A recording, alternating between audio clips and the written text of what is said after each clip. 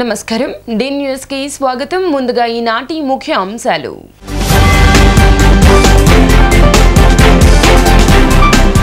Polavaram project Bhogapuram airport ను పరిశీలించిన తరువాత గన్నవరానికి చేరుకున్న సీఎం చంద్రబాబు BMCలో 2014 నుంచి 2019 వరకు సీఎం చంద్రబాబు నిధులు మిగలాలని ఆ రోజు చేపట్టిన కార్యక్రమాల వల్లే మిగులు బడ్జెట్ వచ్చిందన్న ఎంపీ కేశినేని శివనాథ్ ఎమ్మెల్యే గద్దె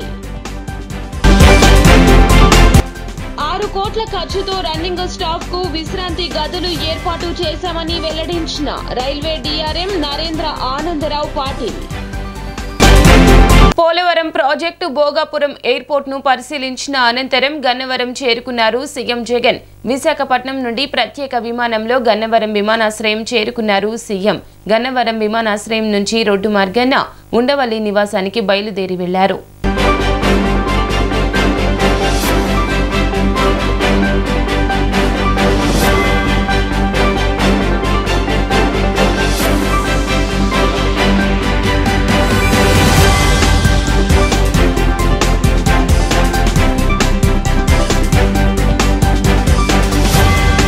విజయవాడ నగరపాలక సంస్థలో 2014 నుంచి 2019 వరకు సీఎం చంద్రబాబు నిధులు మిగలాలని ఆ రోజు చేపట్టిన కార్యక్రమాల వల్లే మిగులు బడ్జెట్ వచ్చిందని ఎంపీ కేశినేని శివనాథ్ ఎమ్మెల్యే గద్దె రాములు వెల్లడించారు. రాష్ట్ర ఆర్థిక పరిస్థితి అంతంత మాత్రంగానే ఉన్న పరిస్థితుల్లో కూడా సీసీ రోడ్ల నిర్మాణ పనులు చేపట్టడానికి ఆ మిగులు బడ్జెట్టే కారణమన్నారు. తూర్పు నియోజకవర్గంలోని 4వ డివిజన్లో భారతీనగర్ 6వ రోడ్డుకు శ్రీనగర్ కాలనీలో వివేకానంద రోడ్లో నిర్మాణం చేయనున్న సీసీ రోడ్లకు ఎంపీ కేశినేని శివనాథ్ ఎమ్మెల్యే గద్దె రామ్మోహన్ రావుతో కలిసి కొబ్బరికాయలు కొట్టి రోడ్డు నిర్మాణ పనులు ప్రారంభించారు. భారతీనగర్ 6వ రోడ్లోని సౌభాగ్య గ్రాండ్ అపార్ట్మెంట్ వాసులు సీసీ రోడ్డు శాంక్షన్ చేసినందుకు MP Kesineni Sivanath MLA Gadde Rammohan corporator జాస్తి సాంబశివరావులను శాలువలతో సత్కరించారు.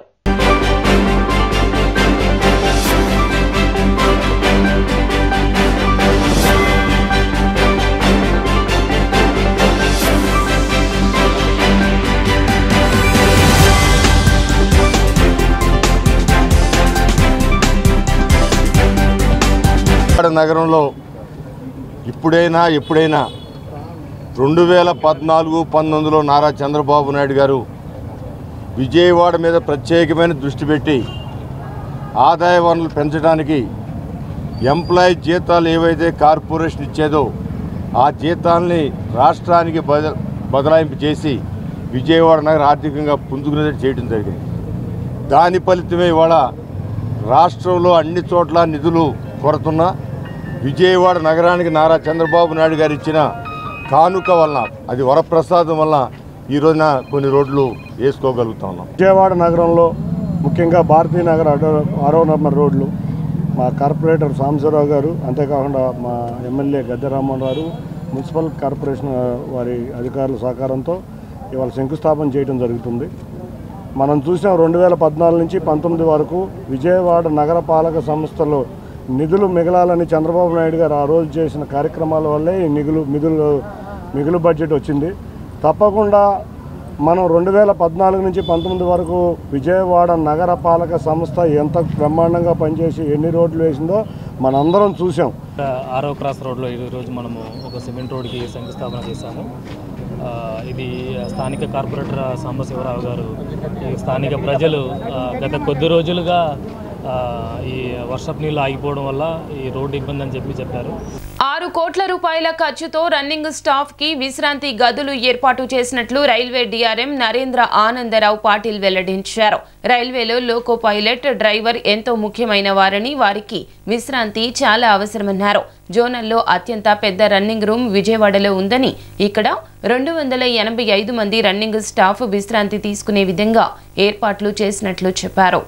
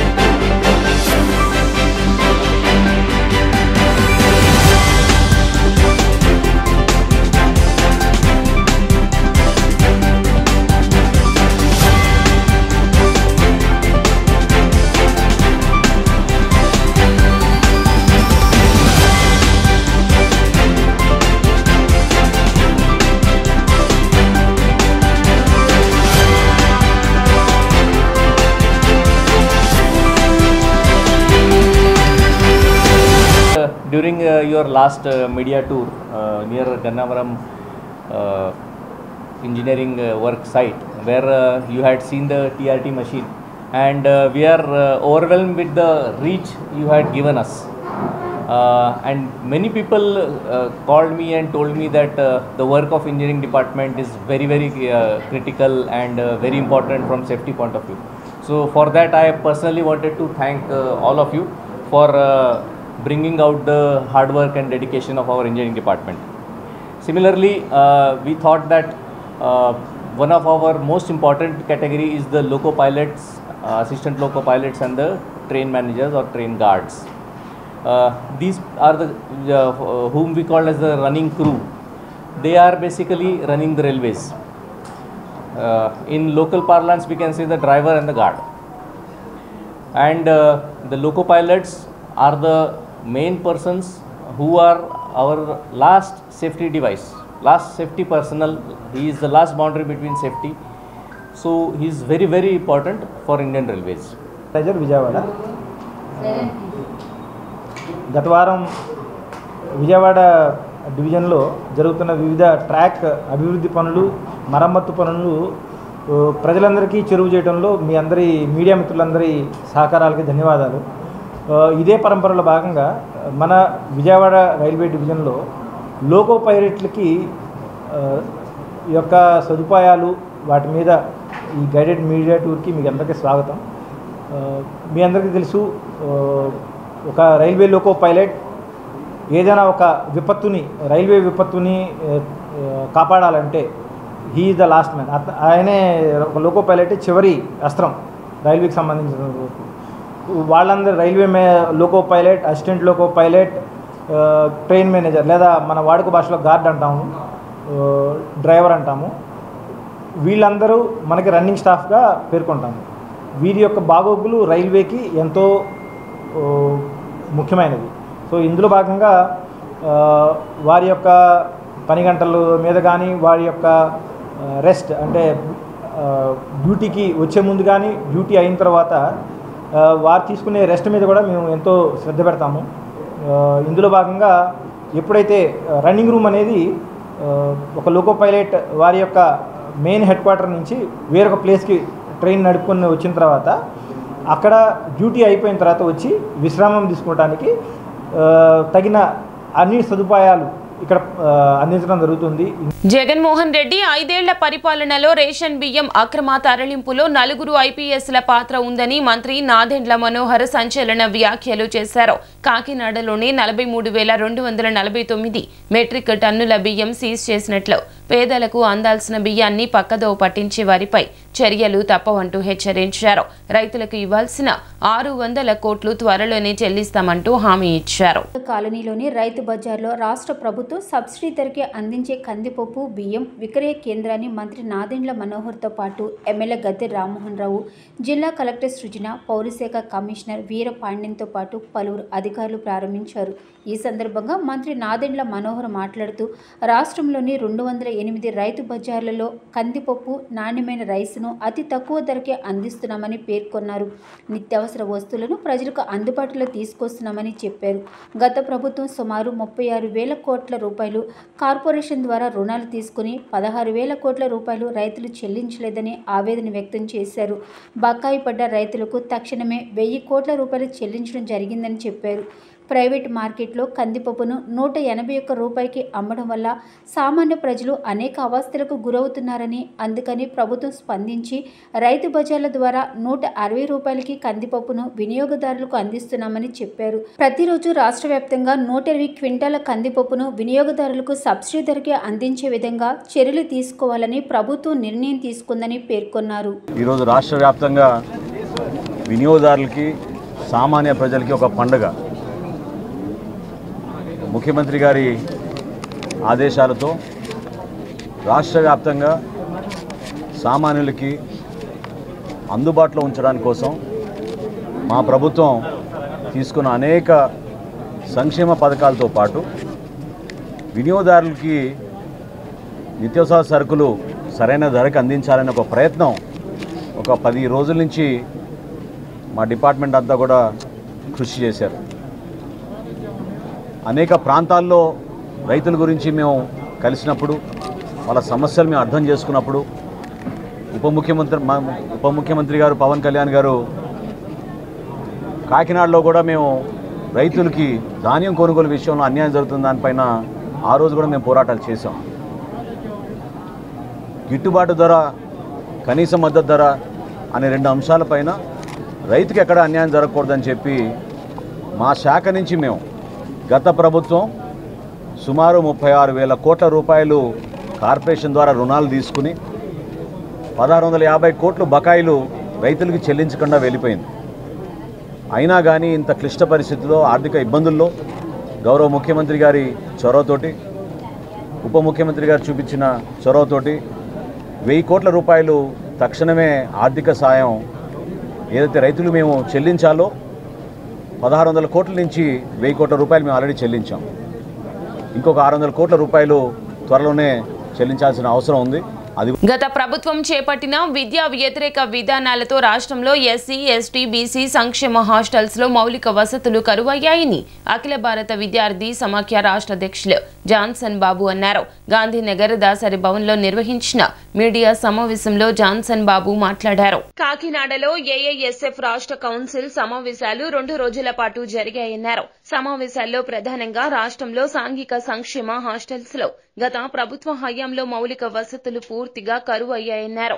ఈ నెల 26 నుంచి రాష్ట్ర వ్యాప్తంగా అన్ని జిల్లాల్లో సాంఘిక సంక్షేమ హాస్టల్స్ పర్యటన చేపడతామన్నారు. హాస్టల్స్ లోని మౌలిక వసతులపై నివేదికను రాష్ట్ర ప్రభుత్వానికి అందజేస్తామన్నారు.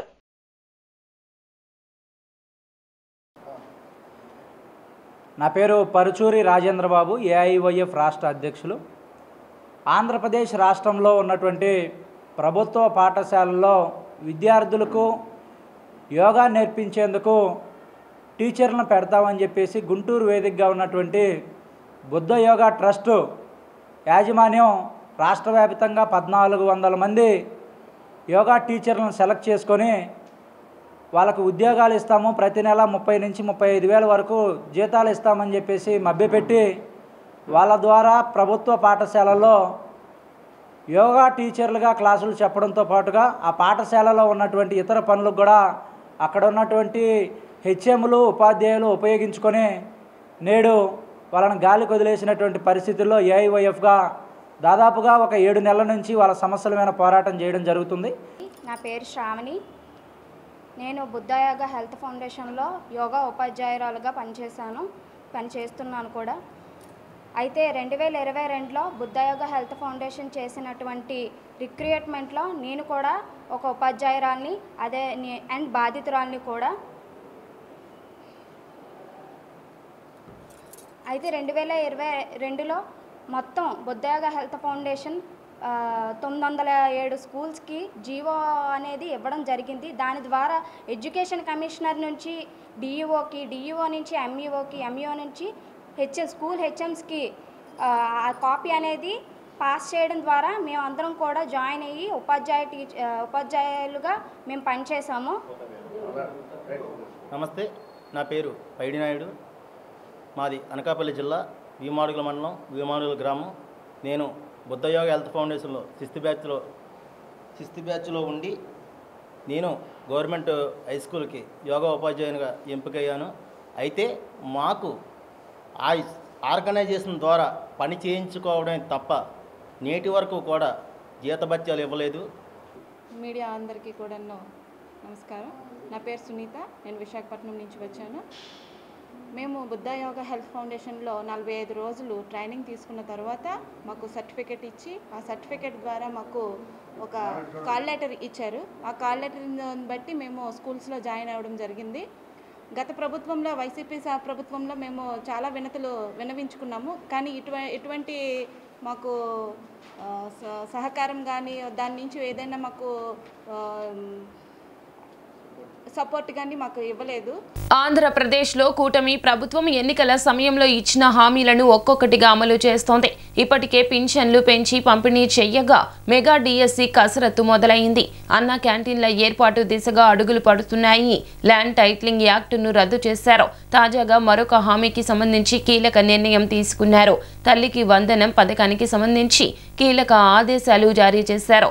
అలాగే విద్యార్థులకు అందజేసే స్టూడెంట్ కిట్ కు సంబంధించి కూడా క్లారిటీ ఇచ్చారు.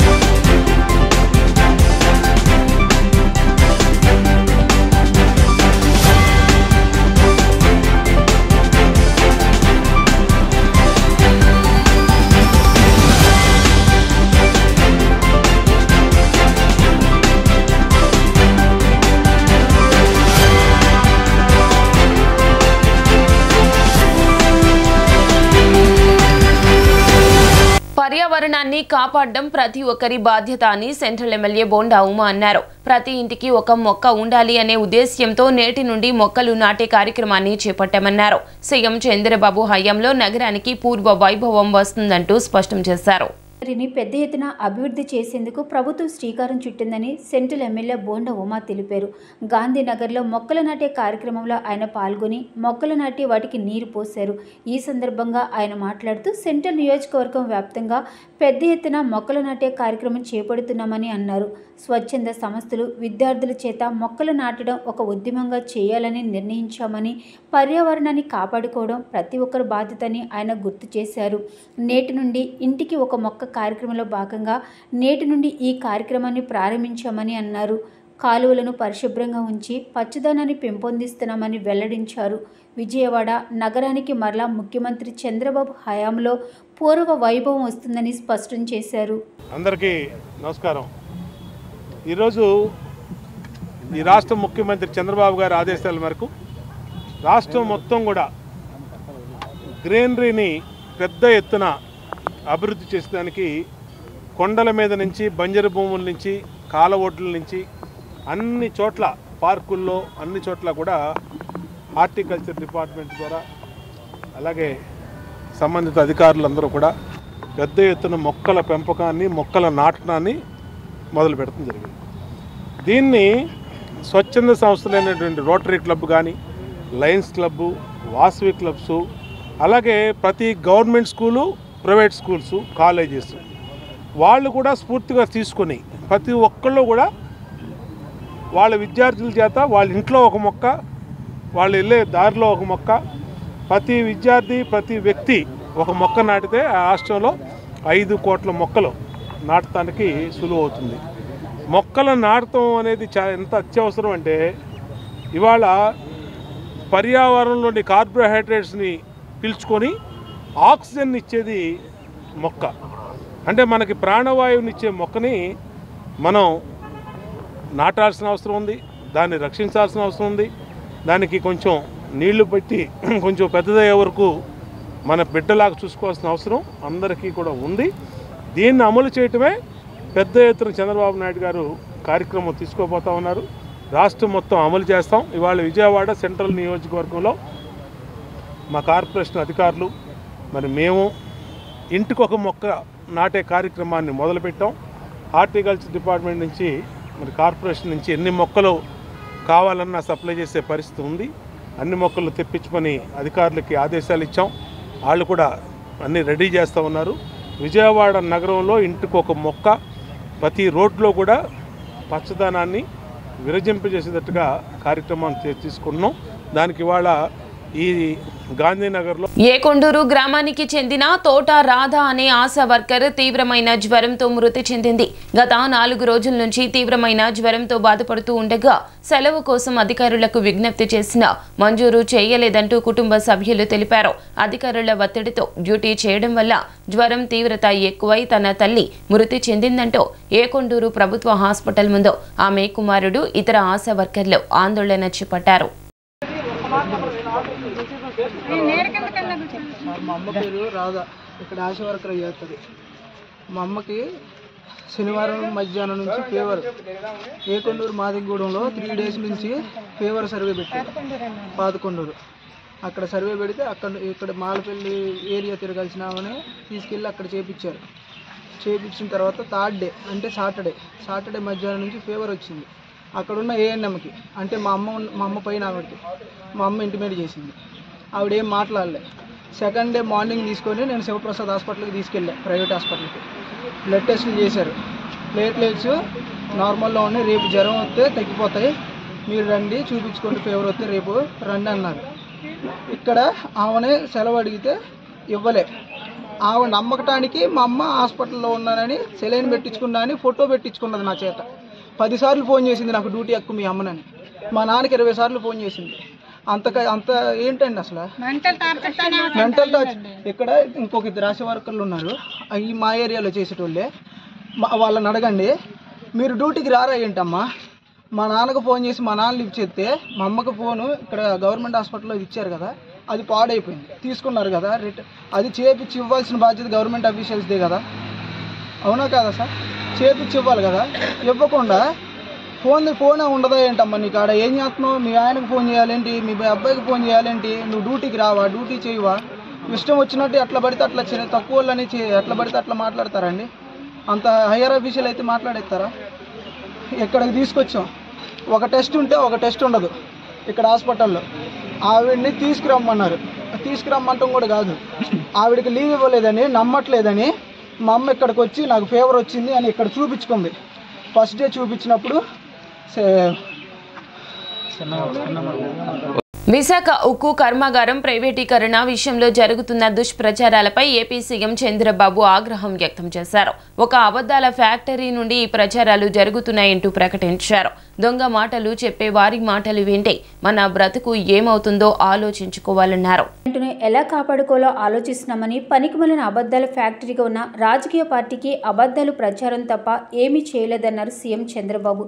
విశాఖ ఉక్కు ప్రైవేటీకరణకు తాను ఒప్పుకున్నానని ప్రచారం చేస్తున్నారని మండిపడ్డారు. తెలుగువారి ఆత్మ గౌరవం కోసం పుట్టిన ఫ్యాక్టరీ ఆంధ్రుల హక్కు అని చెప్పి సాధించుకున్న ఫ్యాక్టరీని వదులుకునేది లేదన్నారు. వాజ్పేయి హయాంలో తాను పోరాడి ప్రైవేటీకరణ చేయకుండా అడ్డుకున్నామని, ఫ్యాక్టరీని ఎలా కాపాడాలో తమకు తెలుసన్నారు. చేతకని అబద్ధాలు చెప్పే వారి మాటలు నమ్మితే చాలా సమస్యలు వస్తాయన్నారు. అబద్ధాలు చెప్పే కొద్దీ వాటిని నమ్మాలనిపిస్తుందన్నారు. ప్రైవేటీకరణ తాను ఒప్పుకున్నానని ప్రచారం చేస్తున్నారని, తెలుగువారి ఆత్మగౌరవం కోసం పుట్టిన ఫ్యాక్టరీ అనే సంగతి తమకు తెలుసన్నారు. ఆంధ్రుల హక్కుగా పుట్టిన విశాఖ స్టీల్ ఫ్యాక్టరీని ఎన్డీఏ కాపాడుతుందన్నారు. గొర్రె పిల్లను తీసుకెళ్తుంటే దానిని కాజేసేందుకు కుక్క పిల్లను తీసుకెళ్తున్నామని ఒకరు అంటారని, ఆ తర్వాత ఇంకొకరు, ఆపై మరొకరు అదే పంతాలో ప్రశ్నిస్తే దానిని తీసుకెళ్లే వ్యక్తి కుక్క పిల్లేనని నమ్మి గొర్రె పిల్లను వదిలేస్తే దానిని వాళ్ళు కాజేస్తారని, వైసీపీ వాళ్ళు కూడా అలాగే చేస్తున్నారని మండిపడ్డారు. కరడు కట్టిన ఆర్థిక ఉగ్రవాదులు విశాఖను దోచేశారని, వారిని వదిలిపెట్టేది లేదన్నారు. ఎన్నికలు చెప్పినా సూపర్ 6 అమలు చేస్తామన్నారు. తాను అధికారంలోకి వచ్చి ఇంకా 30 రోజులు కాలేదని, అప్పుడే పెన్షన్లు పెంచామని, 4,000 పెన్షన్ పెంచి ఏప్రిల్ నుంచి 7,000ను ప్రజలకు చెల్లించామన్నారు. పేదలపై తమకున్న ప్రేమ అదే అన్నారు. తమ్ముళ్లకు ఉద్యోగాలు లేవంటే మెగా డిఎస్సిపై మొదటి సంతకం పెట్టామన్నారు. అందరి భూములన్నీ కొట్టేయాలని చూశారని, ల్యాండ్ టైటిలింగ్ కాదు ల్యాండ్ గ్రాబింగ్ యాక్ట్, జగన్ వేసిన స్కెచ్ రద్దు చేస్తామని చెప్పి, అలాగే ఎన్డీఏ ప్రభుత్వం వచ్చిన వెంటనే రద్దు చేశామన్నారు. ఆగస్టు 15 నుంచి అన్నా క్యాంటీన్లను ప్రారంభిస్తామన్నారు. పేదలకు అన్నం పెడితే సహించలేని మనుషులు ఉన్నారు. అతని పేరు పలకడం కూడా ఇష్టం లేదన్నారు. ప్రజల్ని పీడించిన భూతాన్ని నమ్మొద్దని, దానిని శాశ్వతంగా ఆ భూతాన్ని వదిలించే బాధ్యత ప్రజలకు అప్పగించానని చెప్పారు. భూతాన్ని నియంత్రించి ముందుకు వెళ్లాలన్నారు.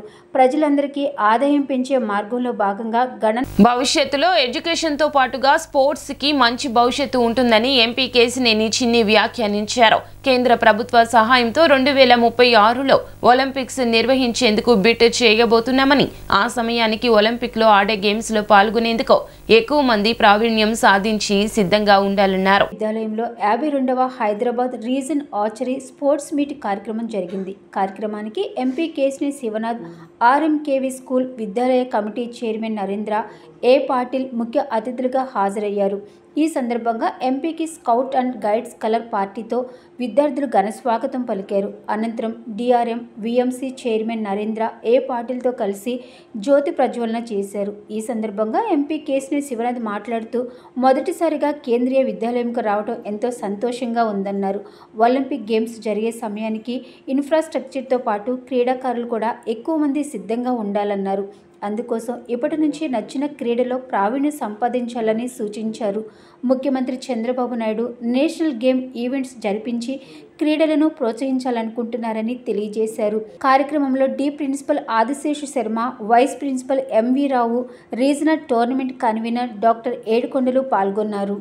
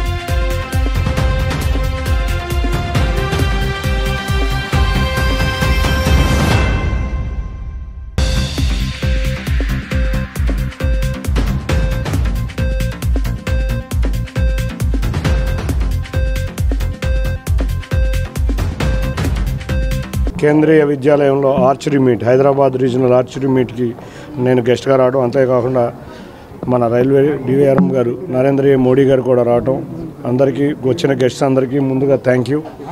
ఒకటి, పిల్లలందరూ కూడా చక్కగా స్పోర్ట్స్లో ఉండాలని మేమందరం కోరుకుంటున్నాం. మాకు ఇవాళ రేపు రాబోయే కాలంలో కేంద్ర ప్రభుత్వం ద్వారా ఒలింపిక్స్కి మనం బిడ్ చేయబోతున్నాం. 2036 ఒలింపిక్స్కి మనం బిడ్ చేయబోతున్నాం. ఈ బిడ్ చేయబోయే దయంలో మనకి ఇన్ఫ్రాస్ట్రక్చరే కాదు, మన దగ్గర ఒలింపిక్స్ ఆడే ప్లేయర్స్ కూడా ఎక్కువ ఉండాలని కోరుకుంటున్నాం. అంతేకాకుండా 2 తెలుగు రాష్ట్రాల్లో నేషనల్ గేమ్స్ వచ్చే విధంగా మేము కృషి చేయబోతున్నాం. ముఖ్యంగా ఆంధ్రప్రదేశ్లో మా నారా చంద్రబాబు నాయుడు గారు, ముఖ్యమంత్రి నారా చంద్రబాబు నాయుడు గారు నేషనల్ ఈవెంట్స్ పెట్టి ఇక్కడ ఉన్న బేసిక్ స్పోర్ట్స్ ఈవెంట్స్ని ఇంప్రూవ్ చేయాలనుకుంటున్నారు. మనకు తెలుసు అందరికీ, లాస్ట్ టైం హైదరాబాద్లో ఆఫ్రో ఏషియన్ గేమ్స్ కానీ నేషనల్ గేమ్స్ కానీ వస్తాం వల్ల హైదరాబాద్ స్పోర్ట్స్ ఇన్ఫ్రాస్ట్రక్చర్లో బాగా డెవలప్ అయింది. సేమ్ విధంగా వైజాగ్, విజయవాడ, అంతేకాకుండా తిరుపతి, మిగతా వరంగల్ లాంటి ప్రాంతాల్లో కూడా ఇన్ఫ్రాస్ట్రక్చర్ డెవలప్ అవ్వాలని కోరుకుంటున్నాం. తప్పకుండా ఈ ఇన్ఫ్రాస్ట్రక్చర్ డెవలప్ అయ్యే దాంట్లో నేషనల్ గేమ్స్ వచ్చే విధంగా ఆంధ్రప్రదేశ్కి బేసిక్ ఇన్ఫ్రాస్ట్రక్చర్ వచ్చే విధంగా, అంతేకాకుండా ఈ విజయవాడ ప్రాంతంలో ముఖ్యంగా క్రికెట్ అసోసియేషన్ ద్వారా కూడా మేము అందరం కోరింది ఏంటంటే, ఆంధ్ర క్రికెట్ అసోసియేషన్ వారిని ఇక్కడ మంగళగిరి స్టేడియము లేకపోతే విజయవాడలో స్టేడియం కూడా తీసుకొచ్చి తప్పకుండా ఇక్కడ ఉన్న స్పోర్ట్ ఫెసిలిటీ ఇంప్రూవ్ చేయటమే మా ముఖ్య కర్తవ్యం. డెఫినెట్గా వితిన్ 5 ఇయర్స్లో ఇక్కడ ఉన్న స్పోర్ట్ ఫెసిలిటీని విజయవాడే కాదు, ఆంధ్రప్రదేశే కాదు, 2 తెలుగు రాష్ట్రాల్లో స్పోర్ట్ ఫెసిలిటీ ఇంప్రూవ్ అయ్యే విషయంలో తప్పకుండా దగ్గరుండి కృషి చేస్తామని తెలియజేసుకుంటాం. Thank you very much. Thank you. I am happy to announce that our Kendriya Vidyalaya has taken the lead in organizing 52nd regional archery competition. And I thank our Honorable Member of Parliament, Sri Kesineni Shivanath Garuji, for coming and giving blessings to our children. In India, archery is one of the ancient sports and we would like that our students take up this sports archery seriously, and we can have future participants in various games like national games, state level competitions, even up to Asian Games, Commonwealth Games and the Olympics. As our Honorable Member of Parliament has just told us that Honorable Prime Minister of India, Shri Narendra Modi Garuji, has already told that we will be bidding for 2034 Olympics. So India should gear up. There is a 10 years time, and all these youngsters should take up various sports.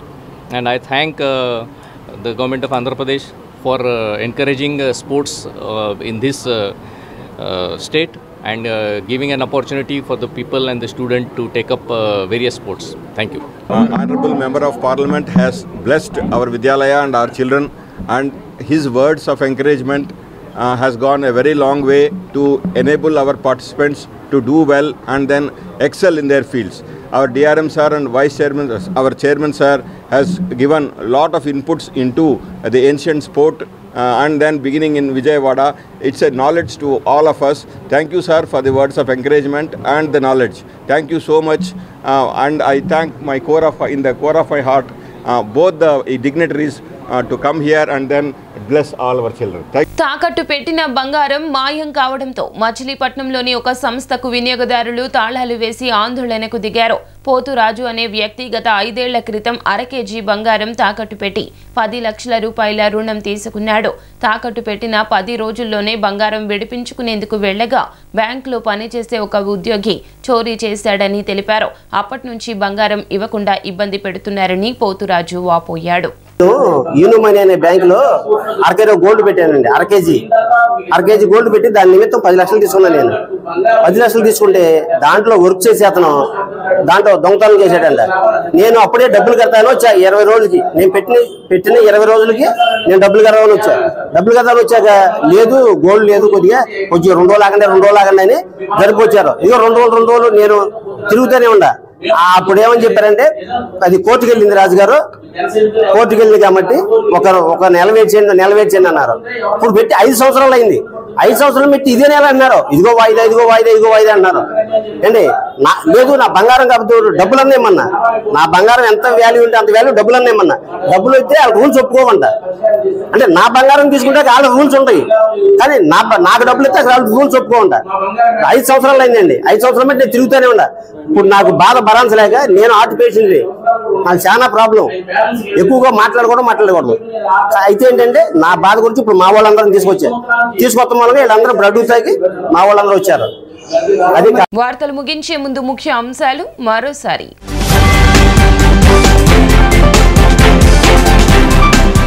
Polavaram project Bhogapuram airport ను పరిశీలించిన తరువాత గన్నవరానికి చేరుకున్న CM Chandrababu.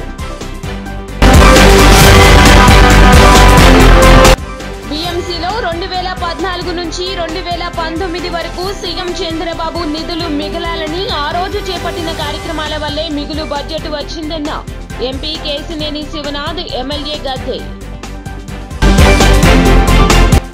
6 కోట్ల ఖర్చుతో running staff కు విశ్రాంతి గదులు ఏర్పాటు చేశామని వెల్లడించిన railway DRM Narendra Anandarao Patil. D news సమాప్తం. నమస్కారం.